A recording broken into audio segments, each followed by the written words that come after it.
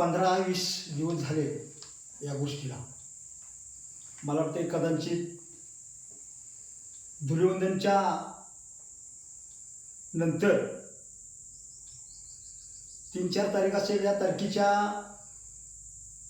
अनुषंगानं माझे चिरंजीव सुशांत दिनकर वैदंड पहारी याला पोलिसांनी गोड बोलून बोलावून घेऊन त्याच्यावर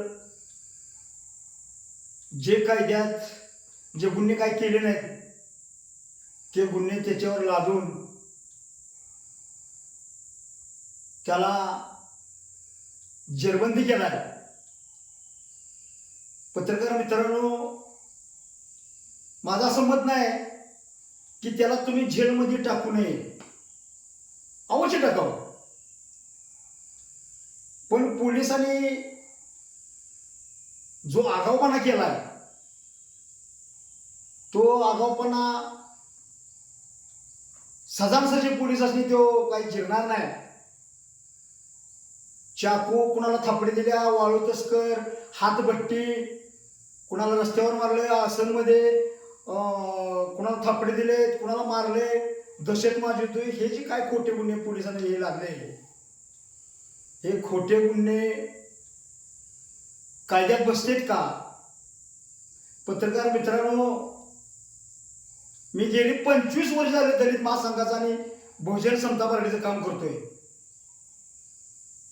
पण जी संविधान बाबासाहेबांनी लिहिलं आहे त्या संविधानाने जी लक्ष्मण रेषा ओढल्या त्या रेषेच्या पलीकडे मी गेलो नाही. या गोष्टीचं एवढं दुःख वाटतंय. माझ्या ठिकाणी जर दुसरा कोण एखादा गरीब असता आणि त्या गरीबाचं जर पोरग जर ह्याने जेलमध्ये नेऊन टाकलं असतं तर किती दुःखाची गोष्ट आहे बघा. या पोलिसांनी माझं असं मत आहे कायद्याच्या चौकटीच्या ह्याने बाहेर जाऊन जो उद्योग केलाय तो उद्योग यांना घरी बसवण्याचा उद्योग आहे. ह्यांनी सगळं बेकायदेशीर केलंय. पोलीस हे कायद्याचे दलाल झाले, दलाल. आणि ह्या दलालांनी कायदा विकाय काढलाय. या सर्व गोष्टीला खतपाणी घालायचं काम पोलीस करते. विट्यामध्ये असं त्यांनी लिहिलंय याच्यात की विट्यामध्ये दहशत माजवतोय, काय चोऱ्या करणारे, काय खून करणारे ह्याच्यात वस्तीला असते. या सांगली जिल्ह्यामध्ये खानापूर तालुक्यामध्ये एकही माणूस मला असा दाखवायचा की माझ्या पोराच्या विरोधात तो बोलतोय म्हणून. मित्रांनो, माझी विनंती आहे, मी असं म्हणत की माझ्या मुलाला ही भेटेल याच्याबद्दल माझं दुमत अजिबात नाही. पण तसं झालं असतं तर यांनी केलं असतं त्याच्याशी माझं सहमत आहे. जेलमध्ये ठेवायला मी सुद्धा ह्यांना सांगितलं असतं की ह्याला जेलमध्ये टाका म्हणून. 2 पोलीस अधिकारी विटा पोलीस स्टेशनचे 4 शिपाई आहेत. त्यांनी कायद्याची लक्ष्मण रेषा ओढल्या, ओलांडल्या. यांना दिनकर वैदंड मी मच्छिंद्र सत्य साहेबांच्या तालमीत तयार झालेला पैलवान आहे. एक दिवस का होईना पण दिनकर वैदंड घरी घालवल्याशिवाय स्वस्त बसणार नाही. का बसणार नाही स्वस्त? ह्यांनी माझ्या केल्याने मानसिक त्रास दिला आहे मला. आणि काय म्हणून ह्यांच्या काय माझ्या बांधाला बांध आहे, ह्यांच्या माझा आराड आहे, आड्यावर आहे काय? भर दिवसा डोळ्या खानापूर तालुक्यामध्ये दारू, गुटखा, इंजेक्शन नशाची ही विक्री केली जाते. यांच्याकडे यांचं लक्ष नाही. का लक्ष यांचं नाही? हे या 2 नंबर धंद्याचं सुरुवात केणारे हे हप्ते खाते. मी बरेच वेळा अर्ज दिलाय. आणि ह्यांनी काय केलंय, यांनी माझ्या विरोधात जाण्यासाठी आणि असूनचा कोणतरी हाताखाली धरून ह्यांचा खेळ हा 2 महिने झाले माझ्या मुलाच्या विरोधात चाललाय. विरोधात जाण्याबद्दल पत्रकार मित्रांनो माझं दुमत अजिबात नव्हतं आणि नाही सुद्धा. पण आत्ता जी ह्यांनी जो काय उद्योग केलाय हा बेकायदेशीर आहे. ह्याच्यात मी लिहिले, ह्याची प्रत तुम्हाला मी देणार आहे. आणि ह्याच्यात जर काय खोटं आढळून आल्यास यांना जिल्हाधिकारी, मान्य जिल्हा पोलीस प्रमुख यांनी कुठलीही न चौकशी करता त्या अर्जावर जिल्हाधिकाऱ्याला तो अर्ज पाठवून त्यांनी सह्या करायला लावून डायरेक्ट मला माझ्या पोराला जरबंदी करायचा आदेश काढला. ही कुठल्या कायद्यात बसतंय याचा पुरावा मला पाहिजे.